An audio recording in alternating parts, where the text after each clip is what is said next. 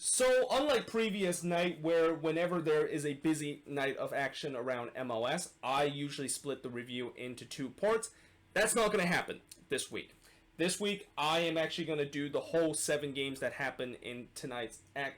action on Sunday. And technically, this is already part 2 of the review because part number 1 was yesterday reviewing the 3 games that happened on Saturday. And today, I'm just going to review the 7 games that happen on Sunday. And that the only problem with this is the fact that, since I have to switch the board once during this video, this means that the upload is going to be taking a little bit longer than usually I do in terms of uploading these review on Sunday, and that I expect this review probably won't be up on my channel until close to past midnight at my time. But either way, let us actually get into the first game, which is the matinee game from today between NYCFC versus New England. And in the end, New England, they continue the trend of, for whatever reason, they are a team that tends to be more successful on the road compared to them being at home, which is definitely not normal, because you usually think MLS teams definitely do well when they're playing at home compared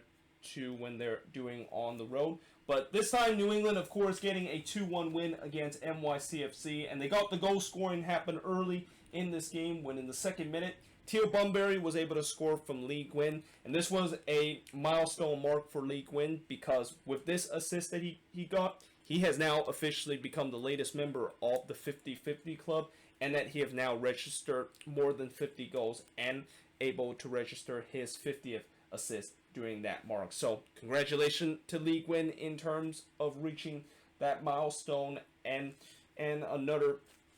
mark of what has been an incredible career that he has in MLS. But after that goal was scored, I thought there was chances that we could have saw another goal very, very soon, because there was really some end-to-end action that happened between both teams, and that both teams really had chances to potentially score the next goal. I also thought that there was a lot of offside call against NYCFC, and that it actually turns out they had 4 offside call that was called against them in the first half. And I guess that's just a combination of New England do a good job in terms of providing their offside trap and catching a lot of those NYCFC attackers into the trap, and the fact that NYCFC multiple times whenever they go on the attack, their attackers just kind of gone a little bit too quickly and kind of just got a little bit too overexcited to trying to go forward on the attack, and therefore they racked up a lot of offside call that happened in the first half. Now, right as we were heading to halftime, Matt Turner was able to deny Castellanos from close range to reserve the lead heading into halftime for New England. Before, in the second half, Castellanos had another chance to score in the 53rd minute and probably should have scored this one from close range. But you got to give a lot of credit to Brendan Bai, who never gave up on this play with a last-ditch kind of challenge to basically block this shot from Castellanos. And that, I think after that moment, Bruce Arena felt like it was getting a little bit too close to comfort, the fact that New England is just hanging on to this 1-0 lead. So he decided to bring on the cavalry and decided to bring his backup player on the attack to try to kill this game off. Now, at the same time, I thought Ronnie Delia was going to do the same thing, but he kind of took a little bit longer to do it. Eventually, he did start to bring on some fresh legs in the 67th minute, and in some way, he needs to do that, because you can clearly see this NYCFC team was getting really tired as the game continued. Now, in the 72nd minute, Sean Johnson was able to rock Buxall from close range before New England did get that insurance goal, and it happened in the 77th minute when Lee Gwyn was able to score a penalty after Callens brought down one of the New England player. I forgot who exactly it was, but either way, New England was able to get a penalty, which again, Lee Gwyn was able to bury it to give them what turns out to be the winning goal. Callens did kind of make amends of the penalty that he gave by scoring a goal in the 93rd minute from Alex Range, but unfortunately for NYCFC, that was just way too late in terms of possibly trying to come back from a 2-0 deficit, as in the end, New England, another road win, and they are now considered kind of one of the best road team, even though technically, despite the fact that they are one of the best road team in the league, the reason why they have not been considered as one of the team that is near the top 3 spot in the Eastern Conference is that this team, for whatever reason, always do well when they're on the road, but when they're at home, they just seem very lackluster and look like a team that don't belong in the playoffs. But the shots in this one, 12 shots compared to 16 that NYCFC had, 5 shots on goal compared to 8 that NYCFC had, 6 shots off target compared to 5 that NYCFC had, 1 shot that was blocked compared to 3 that NYCFC had, and possession-wise, 67% possession compared to 33% possession. And I think the only good news for NYCFC is that at least Maxi Morales looked like he could be back with this team starting next week, and boy do they need him badly, because I talked about how now the fact that they no longer have Matrita and don't really have a true number 10, are they actually going to really struggle going forward on the attack? Well, this game basically proved that yes, they are going to struggle going forward on the attack, and that if Maxi Morales does come back to this team, they should be a little bit better going forward on the attack compared to in this game where they really don't have a true number 9 kind of pulling the string going forward, and hence that's why they really kind of struggle to actually trying to score more than the 1 goal that they got late in the game against New England. But moving on, in terms of the next match, is LAFC. So it's not often that I use the word surprise and LAFC win in the same phase. In fact, I think this is probably the only time that I get to say that I'm actually surprised that LAFC is able to win at home. And the reason why I'm actually surprised that LAFC was able to beat Seattle in this game is not just because of the fact that they're missing a couple of their key guys on the attacking end because of international duty, but this team actually suffered some back-breaking injury during the game too. Like in the 4th minute, Marc-Anthony Kaye looked like he went down with a nasty leg injury, and if you an LAFC fan, you are definitely hope that knee injury is nothing like a torn ACL that he of course suffered, because I believe last year Marc-Anthony Kaye also suffered a similar injury on that, and that the last thing LAFC fans want to see is him once again suffer that similar injury, and he's gonna pretty much be out for the rest of the season. Now, in the 8th minute, Leerdam probably should have given Seattle a 1-0 lead as he missed a sitter in the back post, but there was more bad news for LAFC, because the guy that replaced Marc-Anthony Kaye in the 4th minute, Andy Naha, well, in the 11th minute, he basically got himself injured, and that he actually had a hamstring injury in the 11th minute, and LAFC was forced to burn their second sub of the game, and Al Munir was actually had to come on for Naha, and that, it was just kind of crumbling for LAFC, and with the fact that it was kind of unraveling for LAFC, this kind of makes me think, Seattle clearly got this, and that they're probably smelling blood in this game. But instead, that was not what happened in this one, and that instead it was LAFC the one that able to score the opening goal when Maswatsky was able to score from Atuesta. Maswatsky basically had a career game in this, and as much as it's great to see this kid doing very well with LAFC, the more that he does well with LAFC, the more angry now I get with the San Jose Earthquakes, as how in the world did we decide to draft this guy and pretty much play him with Reno 1868 and give him some experience, and how in the world did we decide to let him go? And that this is just another noticeable player that turns out to be very decent with another club that the Quakes let go, and that if they decide not to let go to another club that he turns out to be very decent, maybe we could have also had a good talent going forward on the attacking end. Now, besides that, I also thought that goal that the Seattle Sounders conceded was pretty shocking. Like, how in the world did they allow Maswatsky wide open in the box is a huge mystery. And that despite the fact that the Sounders were pushing forward to try to get the equalizer, they just don't look sharp whatsoever going forward. And maybe this has a little to do with the fact that, the attack might be a little bit exhausted after playing so many games. Though, near the end of the half, I have no idea how in the world they did not equalize this game, and that they had two golden opportunities to tie this game up on the stroke of halftime. First, in the 43rd minute, Bruin should have scored a tap-in from 7 yards out before just on the stroke of halftime, and literally the last play of the first half, Lidero basically had a 1 yard heading sitter in the back post, and it was kind of an empty net too, and yet somehow, in some way, he hit that one wide. I mean, I know Lidero was kind of a little bit off balance, but you would think he should have put that one away, and that one actually went in, or the Bruin shot that actually went in, this would have been a whole different game as we head into the second half. And in the second half, you know, Jordan Morris, he was actually on a 1v1 with the goalkeeper, but Almunir was able to do a last-ditch tackle. And just like what I said about Brendan Vibe, I got to give a lot of credit to Almunir, just never gave up on that play. But at the same time, I feel like Jordan Morris probably kind of was a little bit surprised the fact that he was that open, and he thought that he, of course, was called offside. But I think one thing that Morris needs to understand is that, you know, you might be in an offside position, but at the end of the day, if the whistle did not blow, you should keep going. Like, there's a reason why this cliche saying that you should always play to the whistle, because it's true. You know, there's no whistle or no flag that has been raised. You should, of course, keep going, even though if you feel like you are in an offside position. And because he kind of had that doubt, that kind of allowed the fact that Almunir was able to get back just in time to make a last-ditch tackle, and pretty much that big chance that the Seattle Sounders had was all gone during that moment. Now, in the 57th minute, there was more heroic defending from LAFC after Jordan Harvey basically cleared this ball off the line from a very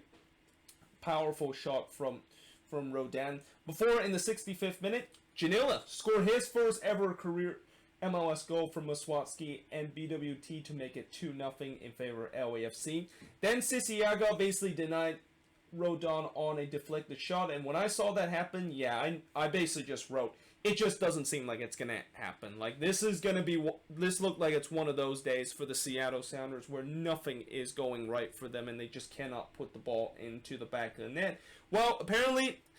Ladero probably heard me wrote that, or heard me kind of said that in my mind, because he scored an absolute banging goal in the 76th minute to give Seattle some hope in this game, but that hope was all dashed in the 84th minute when Muswatski was able to score his second goal to make it 3-1. Now, originally, I thought there was a case that on the attacking play there might have been an offside call against LAFC, but they decided that it wasn't offside, even though they took a look at it a couple of times, and that in the end, LAFC was able to get that crucial third goal, and at that point I felt like it was pretty much game, set, and match, because Seattle, as much as I know that they're going to probably still get a lot of chances for the last couple of minutes, that looked like it's just a goal that is just a dagger for the Seattle Sounders, who looked like they were having the momentum in terms of trying to tie this game up. But yeah, in the end, the shots in this one, 11 shots compared to 19 that the Sounders had. Both teams had 5 shots on goal, 3 shots off target compared to 9 that the Sounders had, 3 shots that was blocked compared to 5 that the Sounders had, and possession-wise, 45% possession compared to 55% possession that the Seattle Sounders had. And I guess this is just a typical game of the fact that one team was able to win this game because they took their chances, and the other weren't able to win because they didn't take their chances in this game. And then in this one, the Sounders was the one that didn't take their chances, and therefore they end up on the losing end, whereas LAFC, for once, actually show a clinical finishing, and for once, actually 2 games in a row where they're able to show their clinical finishing to able to get a massive victory over the Seattle Sounders in this one. But moving on into the next match is another big victory that one of these MLS team got this week, and that is Sporting KC, as they were able to get a huge 2-1 win against Nashville, and kind of a come-from-behind win against Nashville SC. But early on, SKC was nowhere near at their best, and in fact, in the second minute, Melia actually made an incredible save to rob Rendo Leal as he basically tipped that shot off the post, and that Nashville was pretty much all over Sporting KC in the first half, and they looked like they were on the front foot, which that kind of really surprised me because that's that's not what Nashville really does, and especially when they're playing on the road, I thought they were going to be a little bit more defensive because of that. But since they were on the front foot, they were eventually rewarded with a goal in the 15th minute when Walker Zimmerman was able to score a header from Randall Leal to give them a 1-0 lead. Although Sporting KC after that started to kind of wake up a little bit after they seems like they were sleepwalking for the first 15 minutes when John Russell 22-yard free kick just went a little bit wide of the net. But then Milia once again had to make another save on Leal's shot, but this one I think was a little bit more comfortable with the way that he just need to tip it over the bar to prevent Nashville to be up 2-0 at that point. Now heading into the second half, Sporting KC, after they kind of struggled in terms of breaking down the bunker of Nashville, they finally found the solution in the 53rd minute when they scored the goal from Jerso and Russell to make it 1-1 at that point. And this goal really kind of started a moment where Nashville kind of started to unravel a little bit, because just 2 minutes later, Alistair Johnston get his second yellow card and given his marching order. And at that point, I realized Nashville were prepared to pretty much put 10 guys in the box, and they're not even going to think about attacking anymore. Like, at that point, they knew that since they're already a man short and that they're on the road, they just need to pack it in and try to hold on to this game as long as possible. And that in the 78th minute, Willis had to make a big save to rob Espinoza, who I feel like he clearly should have done a little bit better after Russell basically played a beautiful ball toward him, but Espinoza wasn't able to finish. But they were able to finish their chances just 1 minute later, and how about this goal from Eric Hurtado? Like, a tight angle and hits it on the volley. 99 out of 100 time, that is going to go wide. But this is the 1 out of 100 time where Hurtado just hits it perfectly from a tight angle, where Joe Willis just had no chance in terms of saving that. I mean, even I think the best goalkeeper in the world is not going to be saving that, because the way that he hits that one, which is absolutely perfect. And of course, he was able to score from Dia, and that there's definitely a big question that could definitely be the goal of the week, with the way that he just hit that volley, and also from a tight angle and able to hit it into the back of the net. And that it's not very often you see that actually happen, even in this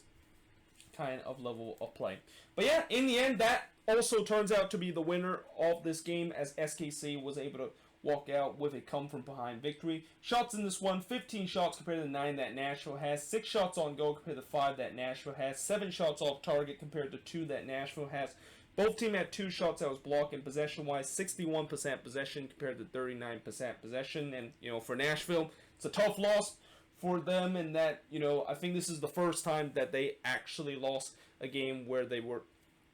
1-0 up and scoring the first goal, but that then weren't able to get at least a point out of this one. But unfortunately, when you basically went down to 10 men and you're basically just kind of pack it in, and I said this before with Nashville, they tends to do this a lot of time in most of these games. And while this is kind of a thing where you're trying to see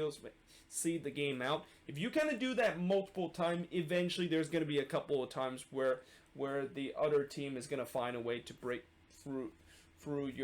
your bunker defense. And I know this one it was SKC scoring just a wonder goal to break through that defense. But yeah,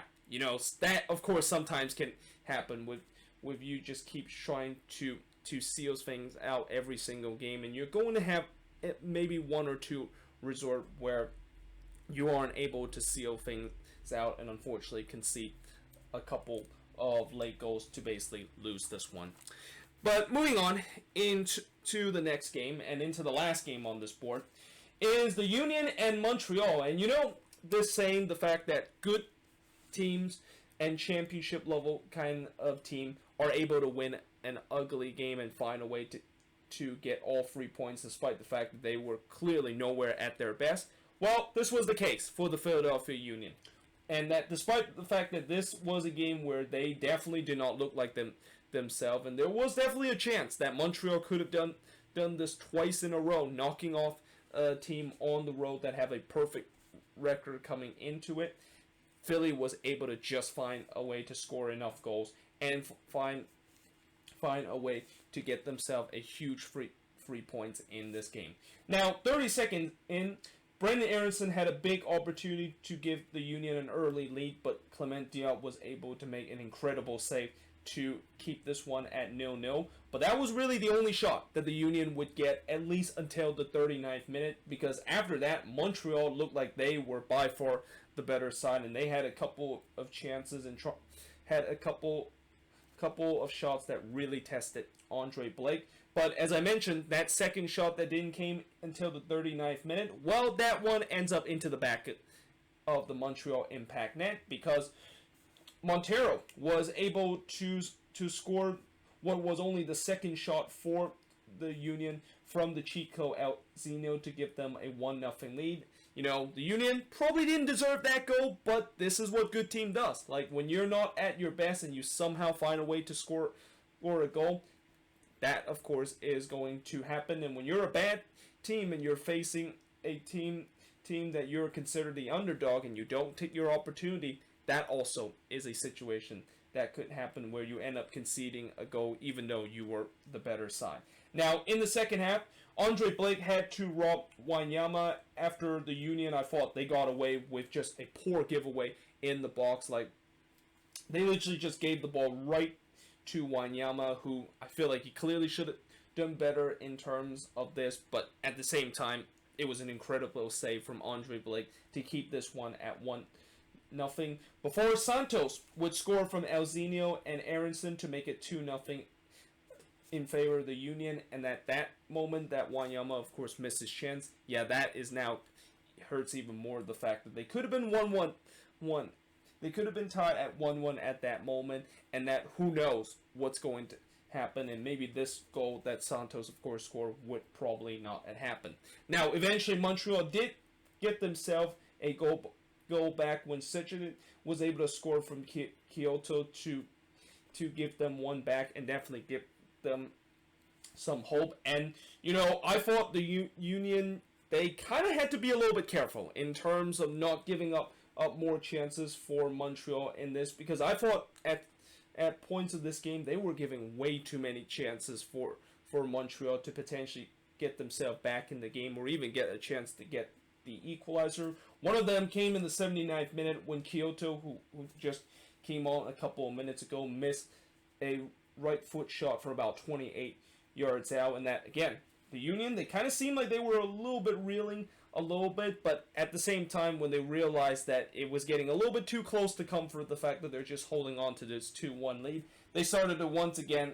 go on the attack, and Diop, for the second time tonight, was able to rob Aronson in the 80th minute. Before, in the 85th minute, this probably should have been a equalizer for Montreal, as Kyoto somehow in some way was able to find himself on a one-on-one, and that all he had to do is basically try to put this one into the back of the net, and unfortunately he couldn't do that. I mean, he was trying to chip Andre Blake, who I thought he did a good job in terms of making himself as big as possible and also cutting down the angle. But if you're a team that is looking to try to get a surprising win and you're the underdog, those are the chances you got to put away, and that unfortunately he wasn't able to put away those chances, and therefore that's the reason why Montreal ends up to be on the losing side. And that in some way the Impact kind of suffered the same fate as the Seattle Sounders, as I mentioned earlier. But the only difference is, for Montreal, when you're a team that are the underdog and that you are giving certain amount of chances to put it away to score goals, you got to put away those chances, because if you don't, then most likely the team that is definitely better than you, and even though they haven't been having one of their best game, are able to find a way to get all 3 points. And the shots in this one, 9 shots compared to 11 that Montreal has, 6 shots on goal compared to 3 that Montreal has, 1 shot off target compared to 6 that Montreal has. Both teams had 2 shots out of block. And possession-wise, 51% possession compared to 49% possession that the Montreal Impact had in this game. But that being said, I am now going to switch the boards and look at the last 3 games that happened in this Sunday action of MLS Weekend's action. But yeah, moving on in terms of the next match. Oh, look at that! It's not a 0-0 draw that FC Cincinnati was involved when they're playing at home. Now, the bad news for FC Cincinnati fans is that they lost this game. They lost 1-0 against Toronto in this one. And fast forward into the 23rd minute, Pozuelo had an 18-yard shot that just went wide off the post. Before, in the 29th minute, you know how FC Cincinnati had a streak of almost 400 minutes without conceding a goal at home? Well, unfortunately, that streak came to an end in the 29th minute, and it came to an end in the hands of Patrick Mullins, who scored from Larea and Pozuelo. And, no disrespect to Patrick Mullins, but if there's any guy that you would think could end the streak of FC Cincinnati not giving up a goal, and if there's any guy that FC Cincinnati do not want to see the goal conceding streak that they had at home, or shall I say the no goal conceded streak that they have at home, Patrick Mullins is probably the one that they did not want to see. Like any other guy on this TFC team, I think they of course are okay with, but not Patrick Mullins, with the way that he hasn't scored a goal since 2018, and the fact that just like that he was able to score a goal to pretty much end the streak of just almost 400 minutes that FC Cincinnati has without conceding a goal at home. Now, in the 32nd minute, Westbrook was able to deny Vasquez, who actually went through on goal, before Van der Werf had a chance to give FC Cincinnati the equalizer, but unfortunately he hits a free header that just went wide of the post. Before, in the second half, fast forward into the 68th minute, Titan almost made a howler, but Hagelin was able to clear this ball off the line as it was, of course, dancing off the line. And I know this cross from TFC was kind of slightly deflected off of one of the FC Cincinnati defender, but I feel like Titan probably should have done a better job, and he kind of scuffled it a little bit. But fortunately, Hagelin was in the right place to clear that one, as the ball was kind of just dancing on the line. It looked like it was trying to trickle it into the back of the net. Before, Akinola had a powerful free header that somehow, in some way, Titan was able to catch that. And not only the fact that it was impressive that he was able to catch that, but he literally caught that right as he was on the line, and he had to make sure that he, of course, caught that ball not only on the line, but not actually behind the line, which, if that is the case, Toronto would have got a goal up to that point, and that would have been game, set, and match. Now, in the 93rd minute, this is where the controversial moment happened in this game, where VAR actually overruled a Cincinnati penalty kick after it was deemed that Omar Gonzalez did not foul Alan Cruz in the box. Now, originally what happened here was that it definitely looked like Gonzalez put a slight push on Alan Cruz, and I know it was kind of a soft penalty kick call, and in some way Alan Cruz kind of sold that one a little bit, with him kind of did like a belly flop onto the ground as soon as he kind of got a little slight contact with Omar Gonzalez. But having said that, I've seen that call before in this league being a penalty, and knowing the fact that FC Cincinnati just had no luck whatsoever this season, I feel like this should be at least fair to give FC Cincinnati maybe a lucky break in terms of that. But apparently VAR just have no mercy in terms of giving team break. And I guess you could say that maybe they make the right call with the way that it definitely looked like Cruz kind of infringed a little bit. But again, I think in some way, when Omar Gonzalez clearly looked like he basically put a slight push on Alan Cruz there, I feel like there's been time where I've seen when a defender even made the slightest contact in terms of an attacker, once the attacker goes down, there's a lot of time where the referee would point to the spot. And because of that, that was pretty much the moment where I feel like, yeah, Toronto is probably going to win this. And they end up winning 1-0 in this one, as they had 9 shots compared to 7 that FC Cincinnati has, 2 shots on goal compared to 1 that FC Cincinnati has, 5 shots that was off target compared to 3 that FC Cincinnati has, 2 shots that was blocked compared to 3 that FC Cincinnati has. Possession-wise, 50% possession for both of these teams, as Toronto, with this win, they become the first team in MLS to be able to clinch the playoffs, and I guess, not only the fact that they're happy that they're going to be going to the playoffs once again, but they definitely are looking to try to continue to win these next couple of games so that they can get themselves on the road in terms of clinching that top seed. And it looks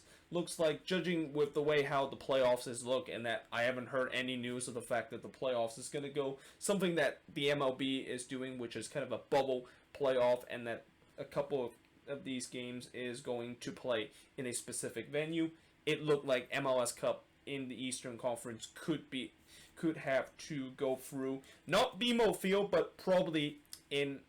Hartford, Connecticut, with the way that Toronto is going to have home field advantage throughout the entire playoffs. But moving on, in terms of the next match, is Chicago. Boy, this was a very nervy win for the Chicago Fire, as they were just able to get over the line against the DC side that definitely they looked like they were rejuvenated with the way that Ben Olsen is no longer the head coach, and that they're kind of enter this new era where they are now for the first time in 10 years will not have Ben Olsen in the dugout for this game. Now, in the second minute, Chicago was able to get the opening goal, and it's pretty typical of the Chicago Fire getting an early goal at home, because this seems like it happens every time when they are playing at home. And this time it was CJ Sapon that scored the early goal from Madron. What a beautiful ball this was from Alvaro Madron to find Sapon, who basically tucks that one away to give the Chicago Fire a 1-0 lead. Before Madron had a chance to score a goal himself, but unfortunately he was very unlucky and hit the post. Though DC then started to kind of get back into the game after Chicago looked like they were all over DC early on, and it looked like this was going to get ugly with the way that DC looked like they were going to be as bad as they were even when Ben Olsen was still coaching this team. But to the credit of DC United, they started to get back into this game and started to create some chances. Sogar had a chance in the 29th minute, but unfortunately it just hits wide of the near post. Before, in the second minutes of stoppage time, Sikalic, I believe he scored his first ever MLS goal.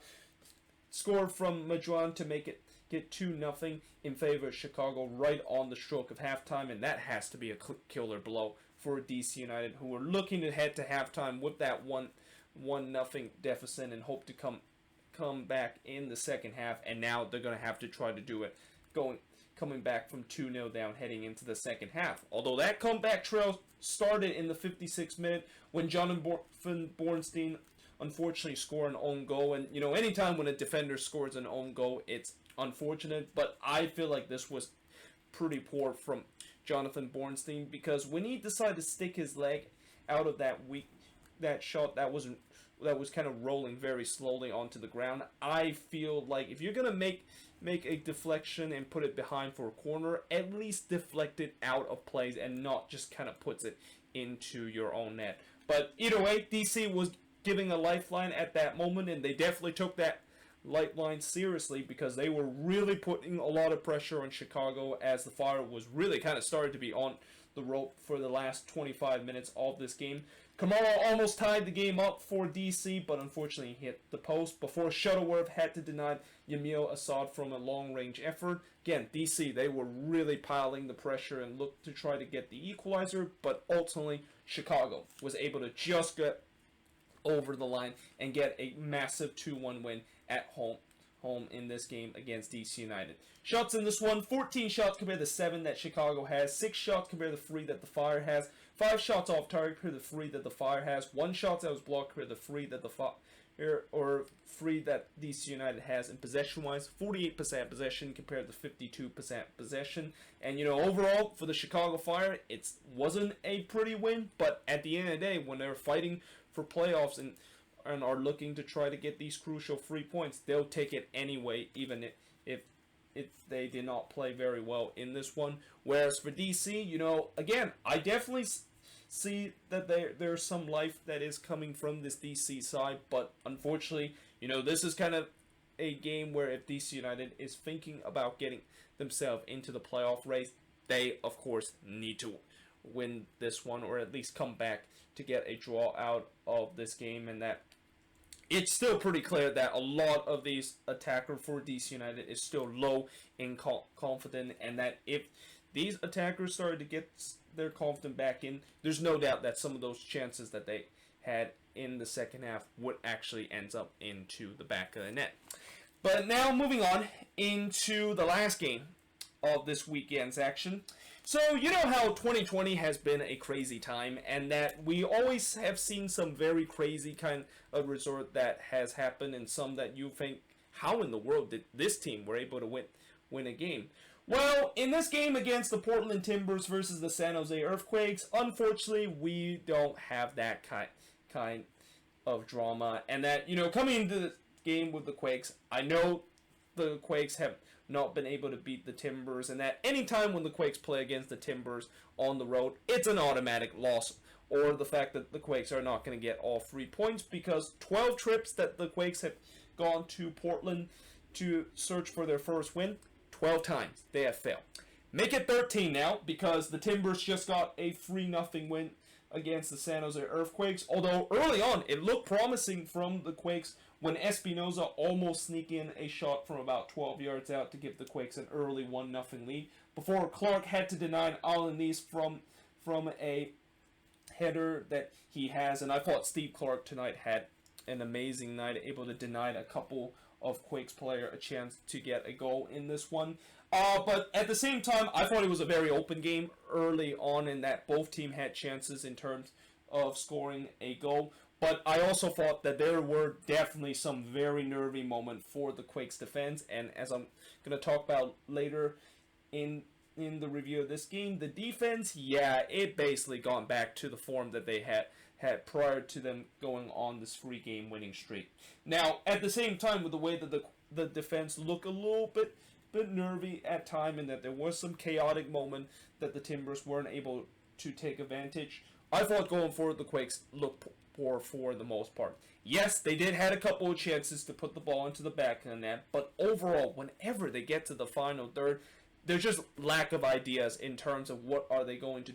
do with it, and that anytime when they get into the box, it just feels like they just kind of panic in terms of finding just no idea whether they should, of course, decide to shoot one to trying to shoot toward goal, or the fact that they're just going to pass it to a teammate who has a better chance to basically puts it into the back of the net. But other than that, we had to halftime 0-0 in this game, and I was hoping, the Quakes have been playing okay in this game. Now all they need to do in the second half is trying to find that attacking spell so that they can, of course, get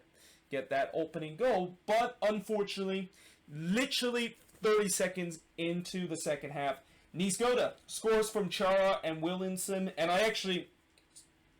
kind of came back to watching this game in the second half late, and I only started watching this starting in the 48th minute, so I had to kind of rewind a little bit of seeing how in the world did the Quakes concede the opening goal of this game. Well, the reason why that is the case is Oswaldo Alanis basically got he pretty much caught ball watching during this incident. Like, it was a floating ball from Chara into Niezgoda, and he basically did not do a good job in terms of trying to clear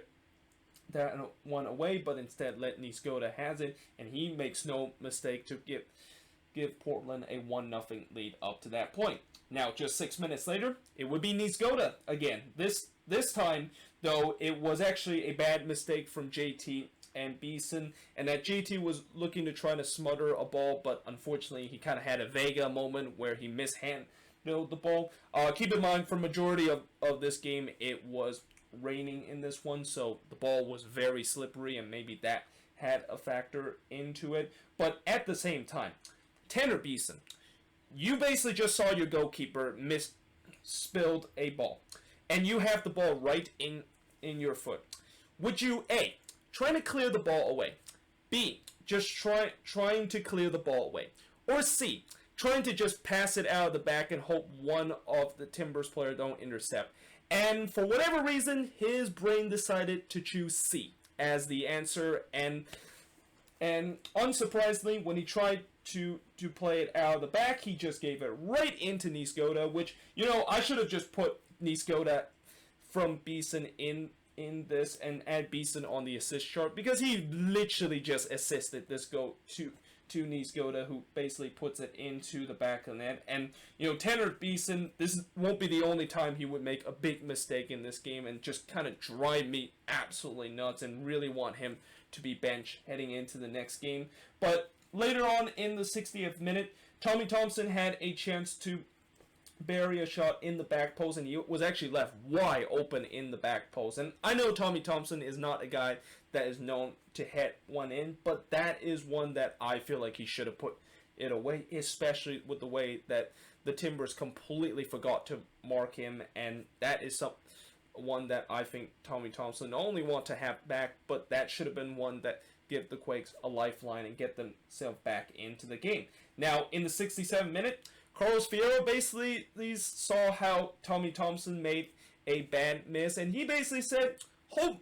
my beer, because I'm going to also make an even horrible miss, when he basically was wide open from 12 yards out, and all he need to do is put this one on target to put it into the back of the net, but instead he just absolutely skied this shot from 12 yards out. And, if we were able to take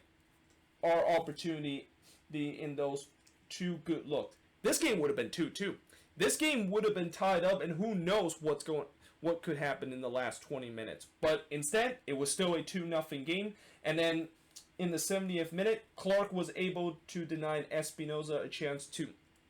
get one back for the Quakes. Before, it looked like the Quakes did get one back when Tanner Beeson was basically able to hit this one into the back of the net. The only problem is that was a goal that ends up to be disallowed because Beeson was in an offside position. Now, I think there was definitely at least I would say that there's definitely a shout the fact that Beeson wasn't really in an offside position during that. But that being said, the original decision was that this was offside and it was disallowed, and because of the fact that it was kind of tough to tell whether or not if he was offside or not, there was just not clear and obvious to basically overturn that call. But what also kind of gets me angry about this is that Beeson didn't need to do that. Like, I really think that was an absolute selfish play by him, because the ball was actually going into the back of the net, and he didn't need to just kind of drill that one from close range, and that if he just kind of let that one go and bounce into the back of the net, the goal would have counted, and that the Quakes would have been only being down 2-1, and who would have known what could happen in the last 19 minutes. But because of that very selfish play, this game remains at 2-0. And as the game continued, I was also kind of asking the same question that I asked to Adrian Heath back on Wednesday in that Minnesota versus Nashville game, and that is, where in the world is the sub from the Quakes? Like, besides the one substitution we made in the 66th minute to bring on Salinas in this game, there was no substitution left that Almeida made in, or he basically made no substitution after that, and that I just don't understand why exactly did he decide not to make some substitution. And in many ways, this is kind of similar to what happened in the Minnesota game. Like, I knew in that game between the Loons and Nashville that it was clear that the players for Minnesota was started to get very tired out, and I was kind of screaming for Adrian Heath to just bring in some new guys and freshening things up to try to get the goal to win the game in that one. And in this one, I was begging for Almeida to bring in some subs so that they can maybe fresh things up and hope to finally get that goal back to give them hope that they could potentially come back from this. And yet, Almeida decided to do nothing in this. He basically just left the team that was already looking very tired completely hung out to dry. And unsurprisingly, Portland would get that third goal to pretty much put the nail in the coffin, when Felipe Mora was basically left completely unmarked in the box from Chara and Larea. And that was the final action of this game as Portland win 3-0 in this one. Shots in this game, 16 shots compared to 11 that the Quakes had. 8 shots on goal compared to 7 that the Quakes had. 4 shots off target compared to 3 that the Quakes had. 4 shots that was blocked compared to 1 that the Quakes had. And possession-wise, 47% possession compared to 53% possession that the Quakes had. And after this game, it's no wonder why I told you guys that during that 3-game winning streak that I just did not buy the fact that this team is anywhere near in terms of playoff contention. And again, I know this team is still above the playoff spot right now, and that is largely thanks to I think 4 out of the 5 teams that is below us either didn't play or lost this week. But the fact that you can clearly see that this team, when they do face against a good opponent, that they just completely self-imploded like they did in the second half. This is just not good enough in terms of making the playoffs. And even if they do make it to the playoffs, they're not going to do anything at all. Like, they're going to face against a really good team, either Seattle or Portland again, and they're just going to get completely destroyed again because, you know, this team clearly still needs some good players, both on the attacking end and also on the defensive end. And unfortunately, we are probably not going to get those players until if the ownership decide to spend money and trying to pour in their resources in terms of improving the squad. But until then, you know, the Quakes, they just need to move on to the next game, which is going to be a big one against the Galaxy on the road. While for Portland, it's a solid win for them, but at the same time, you know, again, it feels like this is a gifted 3 points, knowing the fact that Portland has just looked so dominant when they play against the Quakes. And I just feel like unless if this was going to be another 2020 moment, there's no way in the world that the Timbers were not going to win this game, especially coming off of the fact that they absolutely destroyed the Galaxy prior to this game. But yeah, there you have it. That is pretty much it for the review of the Sunday action. Let me know in the comments below, what do you think of all 7 of these games. Remember, in this midweek, we are going to hopefully have 13 games that is going to be taking place, and I believe all 13 of those games are going to be taking place on Wednesday, which, yeah, I'm definitely not looking forward to that in terms of trying to keep my eye on every single game. But until then, hope you guys enjoyed this video. If you do, make sure you guys leave a like, smash that subscribe button, and yeah, I, of course, will see you guys next time.